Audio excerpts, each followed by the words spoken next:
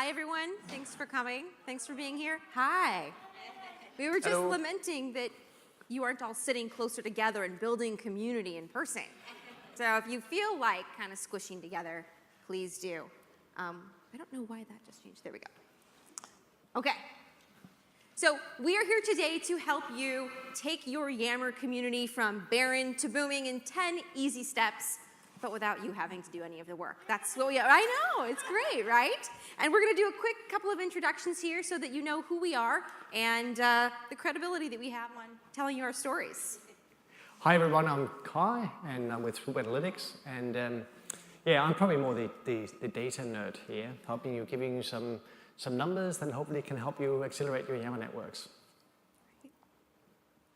Hi, I'm Carrie Basham Young. Is anyone else here from the Bay Area, San Francisco? No. Well, you should come visit us sometime. I run a consultancy called Talk Social to Me, and we help organizations either launch or revamp their Yammer communities and help people learn how to be more engaging and collaborative in them. And my name's Scott Ward. We're for a company called Digital Infusions down in Australia. I'm very similar to Carrie. We help organisations adopt these tools and technologies to actually drive the outcomes that they care most about. And we all three are part of a little club of companies that's referred to as Yammer Adoption Specialists, which I think is because Microsoft think we're doing something good. At least that's what we hope. Yeah. Most of the time. Most of the time. We don't ever get into trouble. So we are here today to help you probably revive your Yammer network, but again, not doing all the work. We have some credibility in this area. We've all been doing collaboration for 10 years, 15 years, 20 years, a lot longer than we'd like to admit. And when it comes to Yammer in particular, we were essentially in the delivery room. It's Yammer's birthday, 10th birthday, right? Woohoo! Happy birthday, Yammer. Cupcakes and happy hour later this evening, I believe. But yeah, we were there when Yammer first came to light. And we've been seeing it, sort of the growing pains, the ups and the downs as it has matured. And we've seen companies sort of work through those challenges and pain points that have come when you've had a Yammer network for what, 10, 8, 5 years. So we've seen it, we've seen things go really well, we've seen things go not so well. And now Yammer is sort of going through this rebirth and this revitalization, and we're really excited that a lot of organizations are taking advantage of it. But we really don't want you to have to do all of the work. No one came here to Ignite to go home and say, I have a really big to-do list, right? You want to be able to help other people in your organization do well. So we're gonna give you 10 easy steps where you can help other people learn to revive Yammer without taking on the work on your own. So I'm gonna kick it over to Scott. Thank you. So the first thing, realistically, if you are looking to invigorate or build up to go from barren to booming, one of the most important things is you really need to get your leaders involved. Communities without leadership involvement just become these listless, meandering beasts, right?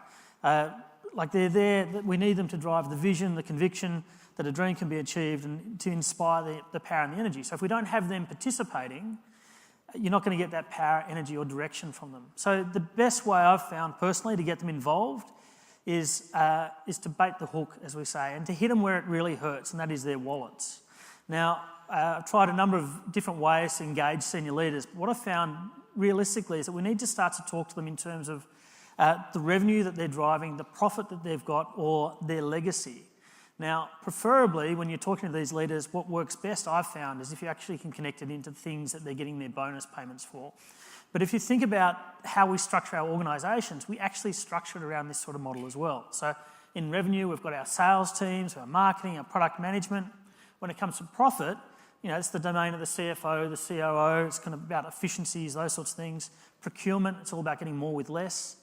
And in terms of legacy, these are the things that help drive our organisation or give our organisations advantage over time. So things like legal, safety, risk, compliance, HR, customer service, these are the things that kind of fall within these barrels. Now, if you're talking to a senior leader in any of those things, it helps you to understand what it is that they're trying to achieve. So if we're talking with the CFO, talking about reducing expenses is going to have their attention. So the next thing that we look at doing is, like, we understand what their main driver is, if it's a profit or revenue driver. Then we look at simply what are the pains that they're experiencing, what are the jobs to be done, and the last one there is, like, what is the aspiration? Now these things go from most effective to least, right? So If you can actually link a pain to that person they're experiencing, maybe the salesperson has missed their targets, and if you can say, you know, we need to boost our targets, why don't we use this amazing tool to drive that outcome? Suddenly it has more chops, right? And it actually has them to do most of the work. I was just wondering, how many of you guys have senior leaders that are actively involved in your Yammer network? Show of hands. Wow, that's pretty good. How many of you are they not so engaged? Hands up. Was that about half of each, isn't it? All right. Yeah, but to be able to talk in terms of their pain points, their jobs to be done, actually gives it a new context. Nobody buys collaboration. Nobody cares. That's the thing you do. You can kick that down the road for as long as you like.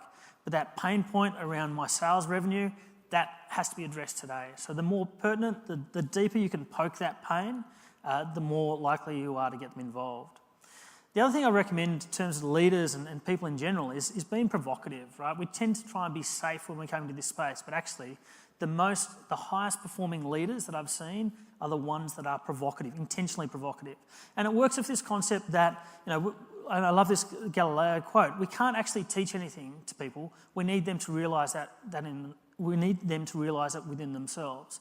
And being provocative is one of those things that helps draw that knowledge out of people.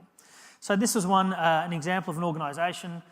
This CEO actually went in and said our brand promise is to be, you know, effortless experience, intuitive service. What do people think? Important or garbage, and why?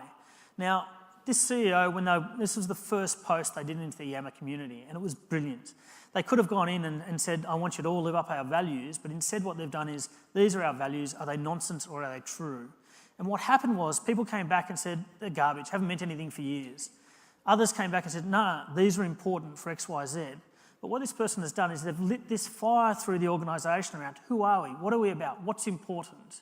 So instead of having them bludgeon their people with it or have it written on the wall, they've lifted the awareness within their staff. And this is the thing that we're seeing with these high caliber leaders, is they create this vacuum around the things that are the most important for the organisation, and they allow their people to fill that space for themselves. Another one we saw was this one. I was working with a CFO, large organisation, and his biggest pain point at that point in time was his business units were mismanaging their working capital and it was sending them broke. It was a lovely pain to push, and I just hammered it on him. So what we did, there were 18 business units, we created this stock market where every business unit was its own listed entity in that market, and their stock price was dependent upon how well they managed their finances. So if they're managing it well, they're at the top and they're this lovely green, but if they're mismanaging their metrics, they're at the bottom, they were this depressing grey. So this visual friction staring at people. Then what we did was we went out and we found people that were doing cool things to drive more effective practices, and we told their story. And we did that for two reasons. One was to give them the kudos for having done a good job, but the other was about spreading that best practice. Now what happened next was really cool. People started going, guys, we're not at the top of the board, we need to do something. And again, they started to organise themselves to drive more effective practices. We didn't tell them what the solution looked like, right? We got a designer in to design this thing. We uploaded it once a week as a JPEG, so it was totally manual. We gave away a hunk of plastic every 3 months to the people that were at the top of the board, and in the first 12 months, we saved them 23.4 million. But again, it wasn't us whipping them. We just created this vacuum or this space that allowed the network to solve for itself. And that is the way, and being provocative is key to that. And another part of being provocative, I guess, one of the roles that we think leaders can play is around asking questions. And Carrie, we talked about this over breakfast, right? And just imagine you're sitting at a dining table. You've invited some of your closest friends over. You're sitting 8 people at home. And you might just imagine if you said to them, hi everyone, I'm so glad you came. Have you got a question for me? Would that not be an awkward way to start the conversation? Yet this is how we normally do when senior leaders communicate with staff, right? They do their town hall, they say, have you got any questions? And there's always this quietness in the room, is that right? Now, if I'm a good host and I've got people coming to my house, what would I do to get them engaged? I would ask them, how are you? You know, did you watch the football over the weekend? I would start a conversation. And that's what we think we should get our leaders to do when we're talking about, and when Scott talks about provocative leadership, it's maybe not just asking, how was your weekend, but asking things like we got up in here. I'm just going to jump down. Let's see what actually one of them up here is. What's the biggest growth opportunity you see for our company right now? What should we not be doing? You know, what are we spending a ton of time doing that has the least impact? Now, when you ask those quite provocative questions, and there's a senior person asking them, what has that senior leader just done? They've given people permission to speak up. If they said instead, have you got any questions for me? Those things would not be uncovered. So I just put up some of them. What are our competitors doing that you think is great and why? It could be quite provocative. Sometimes, I guess, we've got to make sure that our senior leaders want to hear the answers when you ask those questions. And we have to be able to deal with that feedback when it comes to us. But it's a part of what Scott is talking about, this provocative leadership, asking questions, good questions that will solicit feedback from the people. So if you're sitting in the room, have a Barren network, go home, take a screenshot of this. There's some more on the blog post I've linked to. There's about 20 questions you can pick from. Just print it out, maybe hand it off to the people that are running the Yammer network and say, well, if you're looking to get some more excitement and some more conversation, why don't you see whether you can get our senior leaders to ask some of these? So a really easy thing to do, but challenging for the senior leaders to take it up and it'll, I guess, uncover how much sponsorship you have. Now, that's all well and good. Let's say that your leader has decided, this Yammer thing is cool. People answered my question. People like me. All of a sudden, they decide, Yammer is my personal megaphone. So I want everyone to repeat after me. Yammer is not a megaphone. It is a hearing aid. Yammer is not a megaphone. It is a hearing aid. Excellent. Take that back and remind your leaders of that. So let's say your leaders start coming to you and saying, I'm going to announce every week this and that and the other. I'm going to share all of the articles that I'm finding. I'm going to share this. I'm going to share that. And all of a sudden, it becomes the CEO show or the CHRO show. And employees, we know from countless surveys and engagement reports that they are tired of being inundated with top-down communications. And if leaders don't know what to do, or if they get really excited about engaging with their employees on Yammer, they might start shouting. And one of the things that we like to remind leaders as they are participating is that it's really important for Yammer to be a peer-to-peer conversation network, not your personal internal Twitter account. And that's something that is very hard to coach because they think that everyone really wants to hear what they have to say. Sometimes. One of the things we like to help leaders understand that you can coach any leader in your organization about is that Yammer really helps employees with their intrinsic motivation. Why do I come to work? What makes me feel good at work? What am I learning? What am I giving back? Those kinds of conversations in a peer-to-peer way on Yammer are the strongest thing that can drive engagement. And we know that in organizations where employees feel intrinsically motivated, like their work matters, employees are 32% more committed, 46% more engaged, and 16% more productive than employees who are not engaged at work. Or sorry, not intrinsically motivated at work. So we need to teach comms to stop shouting and start listening on Yammer. And that has a huge impact. I mean, the ways you can do that. I've got some data I want to show you here that you can take back and share with your senior leaders. And it's really, when you start, if you want to drive that conversation, and I talked about asking questions, when you ask a question, Yammer actually lights up. There will be many, many more replies when you're asking questions. And also when you are mentioning someone. And the point of mentioning is to replicate what we're doing in real life. I might look at Carrie, and the moment I've established that eye contact, that's like mentioning someone. And it's very hard for someone not to engage in a conversation when I say, hey, Carrie, how are you today? Doing great. Thanks, Kai. But if I just sit like this, hey, everyone, how are you? I haven't actually directed that conversation to anyone. Or even worse, I might say, hi, I'm feeling good. And that's just making a statement. So, another little tip you can take home is how can we coach people in being better at dealing with that, hi, I'm feeling good today, sort of one-way statement.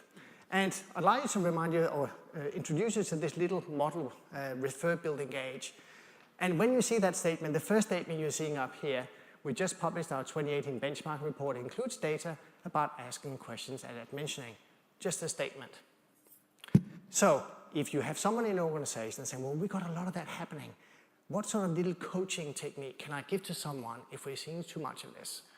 Well, what Kylie is doing, she's saying, hey, John, so I'm now recognizing and giving a bit of reward to that person for having seen their post. I'm really interested in that. We have also researched this to show value. And what are we doing now? Saying, I'm just going to say, hey, Sean, do we have something we can share? I'm bringing a third person into that conversation, mentioning them, even asking a question to get them into the conversation.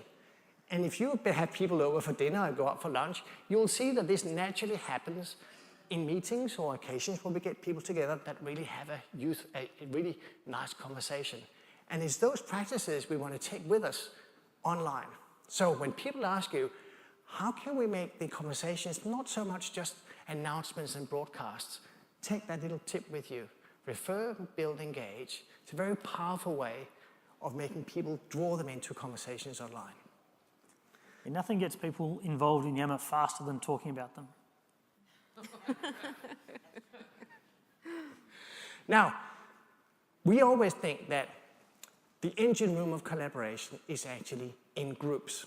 So what we want to talk a bit about is that how do we help group leaders? What is it they need to do? That's right.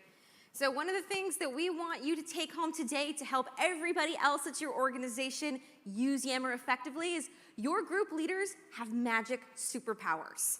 It is not your job alone or the job of you and 2 or 3 other people in community management or IT to run the entire Yammer network. It's not going to work. It's not going to happen. It's too much weight on your shoulders. The way that Yammer works is when you have teams, departments, divisions, and groups of people working together collaboratively. And there has to be somebody in charge, right? You have to have a captain of the football team. You have to have a teacher in front of the room. So all of these people who are out working in your organization, leading a marketing group, leading a division, they should be doing their work in Yammer and leading a group. So, Kai, what is one, I know I called on you. What is one thing that managers do in email that they should do in Yammer instead? Oh, there are many things. many things they should be doing. I think we see a lot of people sending out weekly newsletters. Do you see that? Monthly updates. Doing that. I don't think they should be doing that. Okay. Scott? Sending out performance reports. I think that goes much better through Yammer, not email. Much better. Performance reports. For the team, yeah, like where are we up to? If you're in a call center or something like that, like your average speed to answer, the number of calls that you reached. Putting that through Yammer actually inspires a whole swag of behaviours. Mm-hmm. When you put it out through email, it actually allows people to hide in the bushes. So I think putting that sort of stuff out through Yammer, not email, is infinitely more powerful. There are probably hundreds, thousands of different ways that managers abuse email and abuse other ways of communicating. And one of the things that you can do if you want to help different managers take their work onto Yammer is, okay, we're going to set you up a group, and you're going to bring all of your team in, and you're going to start doing 1 or 2 things that you're already doing via email in this group. I'm not adding work to your plate. I'm not making you do something new. It's just, let's take it from here and put it over here.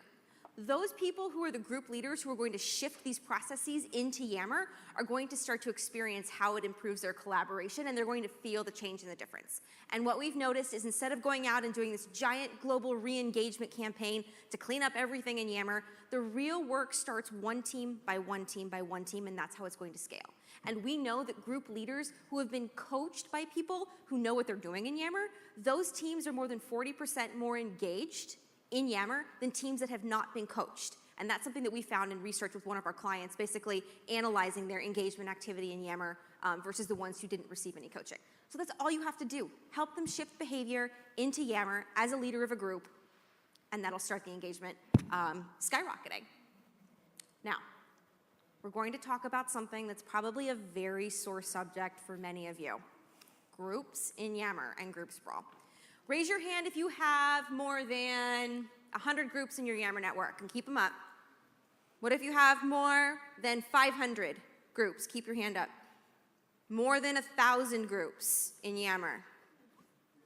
Still people with their hands up. Still 5 people with their hands up. What about more than 2,000 groups in their Yammer? Okay, there's a little bit of sanity left on the planet. All right, so 2,000, we tap out around 1,500 groups. One of the beautiful things about Yammer is that anyone can create a group. And one of the most challenging things about Yammer is that anyone can create a group. Thank you. I knew that you knew that's where I was going, right? I want you to think about cleaning up your Yammer groups as probably one of the single most important things that you can do to get people to engage or re-engage with Yammer. There's a lot of things we do that aren't fun that we have to clean up. What doesn't work if you don't clean it or you don't invest in keeping it nice and tidy? Well, so I live in Australia, right? So if you don't put wax on your surfboard, Okay, it's going to cause problems over time. okay. Scott? I got a 14-month-old child, and so if I don't empty that nappy bin, I cannot get into that room. If you don't empty the diaper bin, you can't be in the bedroom. That's right. It's like if you don't plow the driveway after it snows, you can't drive to work. If you don't do the laundry, you're going to end up not having any clothes, and that's not okay when you go to work. The same thing happens in Yammer. You need to take under a process of cleaning up these groups, and maybe not you doing the cleanup, but you making everybody else do it. So you know those group leaders that we just told you about? You want to make sure that they know when it's time to clean up their groups, and if they haven't done it, you do it for them. So there's a lot of different ways to create a group cleanup process. Once you've done it, now you have sort of an established norm for what's going to happen if groups aren't cleaned up. And so you can look at different criteria to decide which ones are we going to, make go away by putting a different naming convention to say that they're archived, or by promoting the groups that are official, creating sort of a group directory of the groups that have the right topics. You don't want marketing team 1 and marketing team 3. You want one group that's best practices for marketing and one group that's best practices for innovation, for example. So yeah. I'm just thinking, Carrie, you can't really archive groups in Yammer, right? Which is probably why some of you keep having your hands up, because there's so many of them. What are there some practical things people can do to sort of, get around that problem that they can't be archived? So one of the things that I've seen work really well is to, in front of a Yammer group that you no longer want to be used, you change the name to ZZZ or ZZZ for the Australians, ZZZ archive or ZZZ no longer in use. That actually pushes the group down to the bottom of the list of groups on your left-hand navigation pane so that it visually creates this place where, oh, I don't want to go there anymore. I've also seen it work where you take the images up top and you turn them to a certain color, so a darker color or a particular color that's not on brand for you, that visually people go, oh, I'm clearly not supposed to be here, or in the group avatar, a giant X or something that also visually signals we don't come to this group anymore. You definitely want to come up with a way of reaching out to these group leaders and saying it's time for you to either reinvigorate your group or make it go away and you archive it. It could be 60 days of inactivity, 90 days of inactivity. There's any variety of ways that you can go about it, and it will require some of your time up front. It's just, you gotta plow the driveway, you gotta do the laundry, but then after that, there will be a norm, and it will be much easier for others to help you with that cleanup effort. So what you're saying is that those rules could be established by the people in the room, but all the work being shifted off to someone else. That is correct. You can make the rules, you can be the playground monitor, but you don't have to do the work yourself. Once you've made the rules, then get everybody else to archive their own groups. If they don't do it, then yes, you might be on the hook to do that, or you may be able to get someone else to help you with admin rights to Yammer. But that's the idea, is make everybody follow your rules, and you don't have to do the work. Now, one thing you might be asked is that, what does normal look like? You might think you have a very high-performing network or low-performing, and people say, well, enough, what is enough? How much is enough? So I want to show you some numbers that is in our recent, or most, actually it's formally come out today, our 2018 Yammer benchmarking study. And we looked at 1.4 million people and 12 billion interaction points on Yammer in 74 different organizations. And I want to give you some ideas about what we're seeing is sort of, normal. I'm not saying this is good or bad. I'm just saying, well, this is sort of what normal looks like. So if you look at the pie chart over on the left-hand side, we know that there are some people, it's not appropriate for everyone to use Yammer. It could be that they're in a blue-collar role where they don't have got access, or everyone gets an Office 365 license, but it's just not the scope for them to use it. We also know there's a lot of people that are actually only consuming by reading content. So they're not brave enough yet to actually contribute to the conversations, but they read things. And then there's the people that are actually contributing. We sort of split them up into the ones that are very active and those that are sort of, coming every now and then. So that's just to give you some idea about what you can expect. If someone is saying to you, senior people, or everyone must be on Yammer all the time, I don't think that necessarily is what you should be looking for. So we look at this as the network effect. How many people does it actually take for a message to go viral? And there are some numbers around this. About 25% of people, you need to create a revolution, people saying. So if you have at least 25% sort of actively engaged, then you are in a position where you can really use Yammer as a business transformation tool. Also wanted to share with you some numbers about what happens in groups. Because if you're saying, well, like how active should groups be, or what's normal? So small groups are typically a lot more active than bigger groups, right? So we expect to see about 70% of people being active in a small group, but the bigger the group gets, the lower those numbers will automatically be. There'll be more and more people that are sort of on the gallery looking than actively contributing. So that's just to give you some overall, ideas about that. We often also being asked, well, so how much should I be using Yammer? Like, what is normal? What does good look like? And how much are other people doing it? So what we're seeing is that the second point there, 3 sentences, 229 characters, that's really the average length of a message on Yammer. So it's not necessarily very long. And that's exactly what we want. We don't want the long emails. That we want to take that and replicate that into Yammer. So better is shorter, much more frequent. We're also encouraging particularly senior leaders, when we're being asked how much they be doing, to do 2 posts, 4 replies, and 6 likes in a week. It's not hard and fast and chase that number, you're good, just to give you some idea about what is the kind of thing that would work. The reason why we want to have more replies and likes is obvious, right? Otherwise, I'm just broadcasting, having a one-way conversation if I'm just posting. So also having a sense of how many replies I'm making is actually really important to establish a conversation.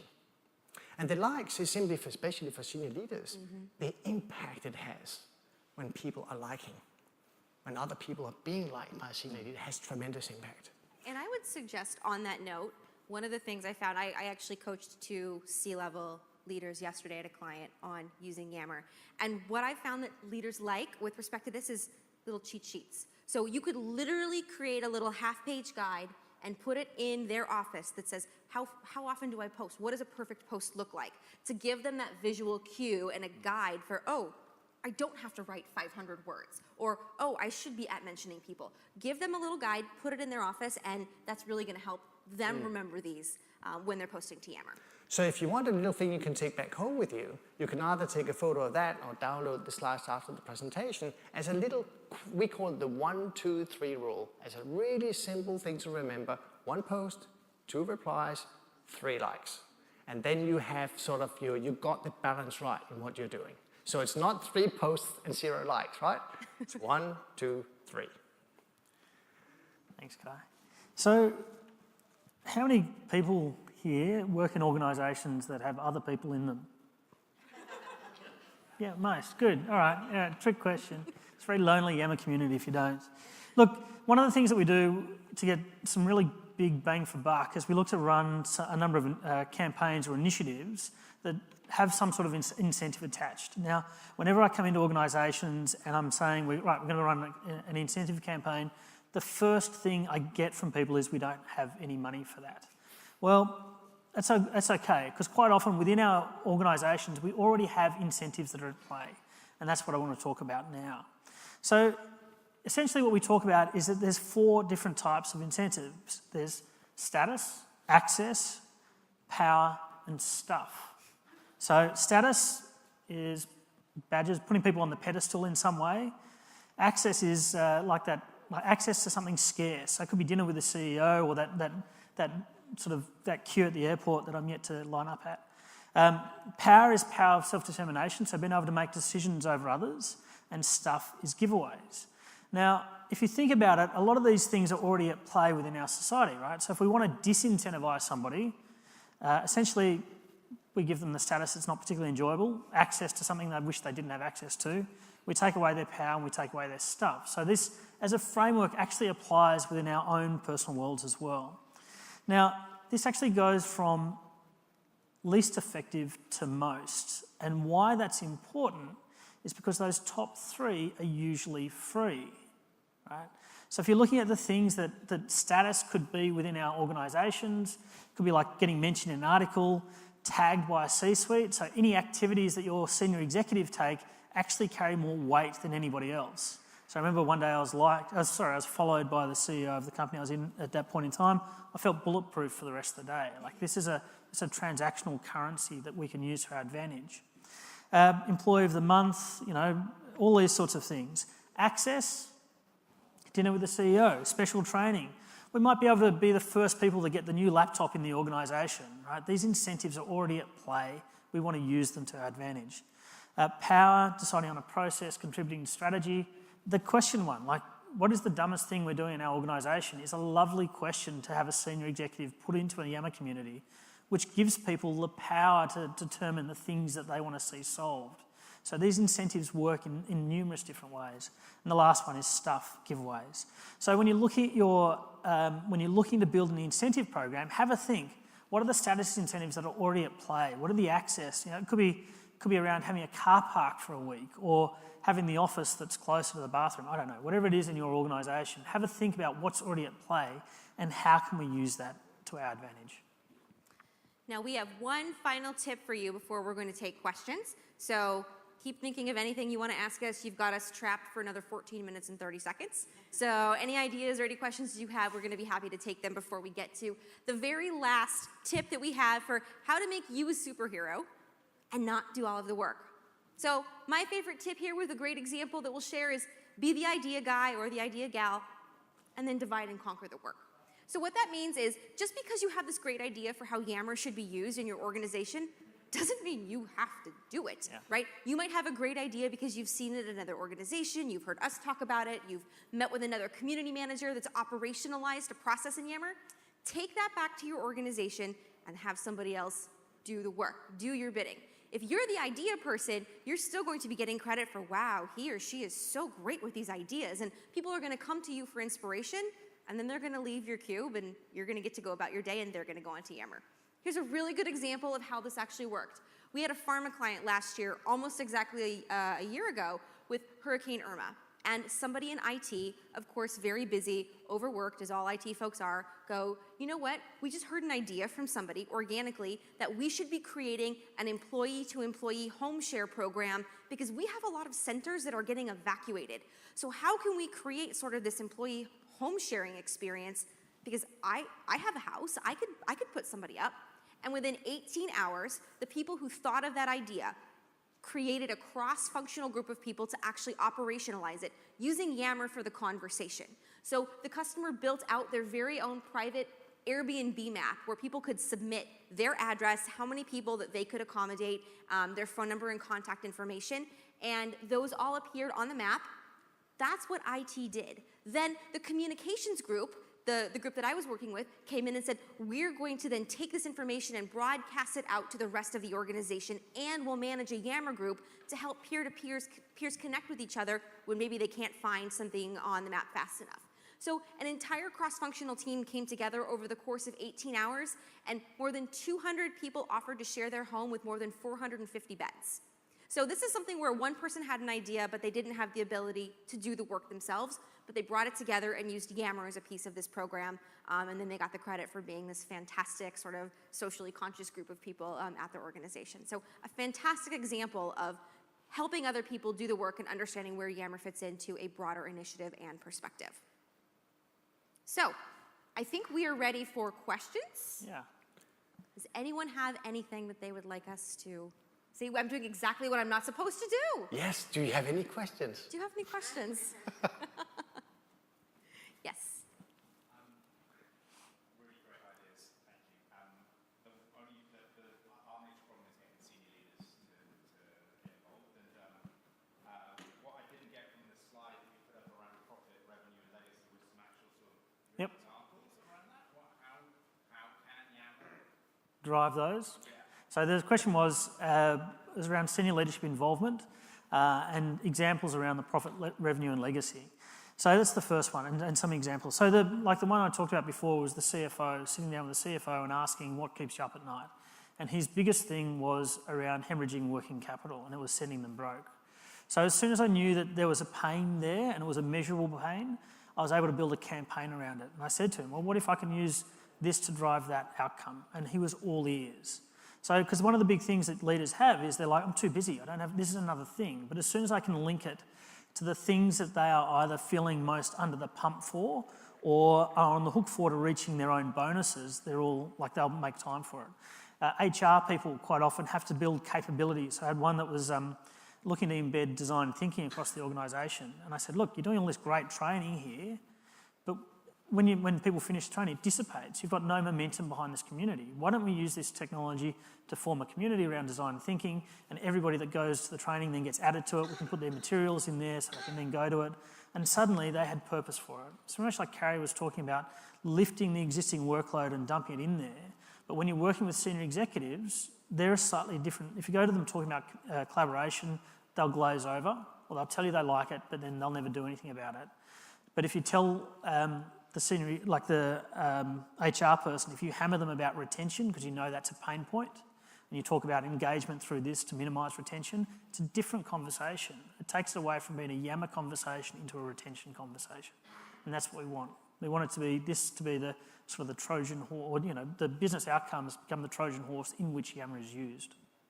And then I want to add to that too really quick. The other thing, this goes along the lines of making the cheat sheet for leaders. They're busy, they have a lot going on in their head, and Yammer, collaboration, communication, there's a lot going on for them to process. And I found that sitting down with them and in sort of a one-on-one setting on the device that they prefer to use, whether that's their computer, their iPad, their phone, whatever it might be, saying, you know what, in addition to talking about these bigger themes and what you already do, let's figure out one thing that you can do over the course of 5 minutes a day or over the course of 1 week. I'm not asking you to commit to 5 hours a week in Yammer. I'm asking you to commit to one tiny little, very specific thing. The more specificity you can give them to show them what it feels like on their device when they are going to participate makes it easier for them to understand, because I think a lot of times they just don't quite know what it feels like to do that in a community. So make it as real as you can. Yes.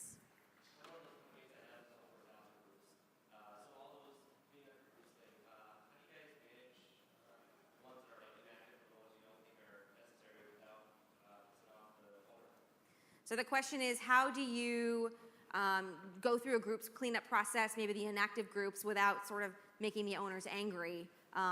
You're going to make people angry. It's a bit of a rip off a Band-Aid moment. And I think that, and I've seen this before, and I think that there's two roads that you can go down. When you do this, you connect to the group leader. Let's say the group has been inactive for 90 days, 120 days. There's probably a reason. So you can go to the group leader and say, this group is, we'd like to shut this down. It's something that doesn't need to be here. It's sort of cluttering Yammer. We'd love to invite you to sort of reinvigorate this group over the next 2 weeks or 30 days. But if you don't, then we're going to go ahead and archive it. If they don't respond to you, I think that's signal that they're not going to do it. If they say, yeah, sure, we're going to start doing Ask Me Anythings and this, and then they start doing it, great. They can keep their group. But if they don't respond to you and if they get angry and they don't want to do the work, that's really sort of behavior that I would like to discourage. So I think that the one-on-one outreach might be a bit of a burden time-wise, but I think that that's going to be your fastest signal from them on whether or not they're actually invested in this group. You can always put that message in the group as well. So perhaps other members of the group find value in it and they're willing to take it forward. So it can happen. Quite often people feel very protective of their groups, don't they? Even though they've retired them in their own world, they're not really using them. So you do expect to get some emotional reaction, but if we're transparent around how we delete and the criteria of why it's been deleted as well, like you want to educate people through that process so it's not a surprise or something that's been just slammed down from IT. So make them part of that decision as much as you can, but someone has to make the hard decision. I guess, Carrie, your trick about putting ZZZ means that it's not really being deleted, right? And that means it can be revived at a later stage if momentum builds again. That's right. We have time for one more question and 2 more questions if anyone has anything. Or abuse. Abuse? Yeah. Oh, just for Scott.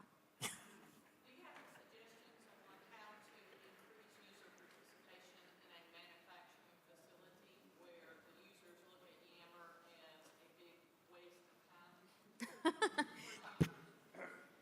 We only have 6 minutes. The question, the question was around how to get Yammer users in a manufacturing facility to be engaged with Yammer when they look at it and they think that it's a waste of time. Do you? Last year up on stage, I was lucky enough to be presenting with Mars, the chocolate pet food company, and they had some instructional videos that they had uploaded to SharePoint. But then they had communities for building that were like truck drivers, or they were moving things around the warehouse for how to use the equipment. So it's a place you can go to learn more about how to use a piece of equipment, or access training, or ask people. And I think it makes it very relevant to that person in that particular job. It wasn't about, even though we've heard from lots of organizations that there's a group about cycling or photography or things like, and some of those people might not be interested in that. But if it's something that's really related to their work, and I'd imagine in a manufacturing plant there will be lots of health and safety and training and things, a quick use of equipment. So that might be an idea to check out the presentation from Mars last year and just see how they've used Yammer in that environment. I think the equipment one's a big one for that, particularly if you've got breakdowns or product information, that can be quite useful. The other thing I've seen work really well in similar context to that is using it to put in staff rosters, so they've got a reason to go there, and potentially talking around shift changes through that as an initial starting process as well. I've seen that work really well. Again, if you look at the things or the problems they're facing and they're trying to solve, and then you build out a solution that addresses those, that actually then makes it. Just imagine a question that comes from the head of manufacturing, asking people, what could we do better? Like what problems do we have, or something that's, I don't understand the context, but a question that comes from a senior leader about how they can help them getting things done better. I think that's not about using Yammer. I think Scott made the point, it's not with the senior executive, it's not about, we're not building a case actually for using Yammer. We're building a case for getting problem solved using it. And it's just a different, it's a different perspective you take to it. In any audience. Right. There's a question. So we've had really good adoption of Microsoft Teams. As Teams usage increases, Yammer seems to be going down. We have a large group, large department that has said, we don't want to use Yammer, nobody uses Yammer. We're going to put our whole department in this one team. How do you find that? How do you drive people to that outer loop rather than using something like Teams? It's a really tough question. So the question is, how do you, we've got now strong Teams adoption and Yammer's dropping. How do you actually give Yammer relevance within the context of that, right? And I think this is kind of where we're up to at the moment in terms of, well, I think anyway, this is the sort of the cutting edge of communications. There's a couple of things. I think what you find often is that the senior executive have more value out of the outer loop than they do the inner. I mean, they do for their own team, but that's where they're going to get organisational-wide change. So I'd be tapping on the door of the senior executive team as a starting point to pursue their agenda using that technology. But we're also in this period of flux at the moment. Like mentally, I cannot understand why there are still factories in the world cranking out faxes, but there is, right? What we see as new technologies come along is that their use becomes narrowed and more defined, and that's why we're never going to see the end of email, but its use will become more defined. The same will happen with Teams, the same will happen with Yammer. We just happen to be in that period of flux, but my advice would be to start with this. Yesterday there was an MVP panel, and there were 5 really smart people up on the stage. It was a session facilitated by Scott. And I think Mel Hohertz from Cargill said, if the question was ever, who would know about this?